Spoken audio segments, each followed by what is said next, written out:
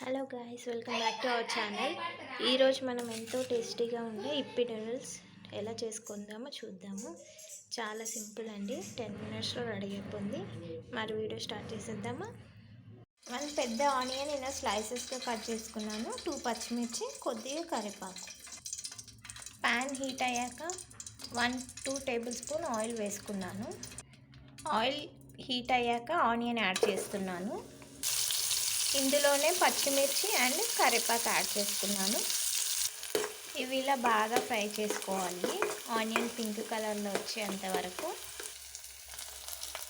Onion బాగా fry అయ్యాక 1 medium size టమాటా చిన్న పీసెస్గా కట్ చేసుకొని యాడ్ చేసుకున్నాను. నేను ఇక్కడ చాలా సింపుల్గా చేస్తున్నానండి, 10 మినిట్స్లో అయిపోతుంది. చాలా ఫాస్ట్గా సింపుల్గా వేసేస్తున్నాను. టేస్ట్ మాత్రం చాలా బాగుంటుంది. ఇందులోనే కొద్దిగా సాల్ట్ యాడ్ చేసుకున్నాను.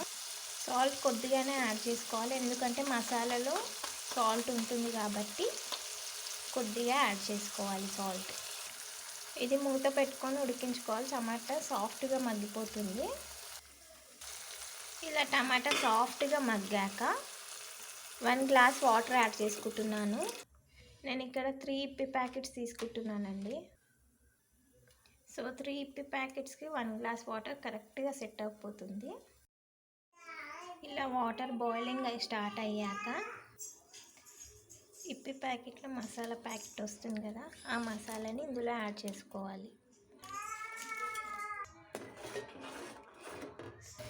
ఇలా ఒకసారి కలుపుకొని ఇలా వాటర్ బాయిలింగ్ అయ్యేటప్పుడు నూడిల్స్ అనేది ఇందులో యాడ్ చేసుకోవాలి.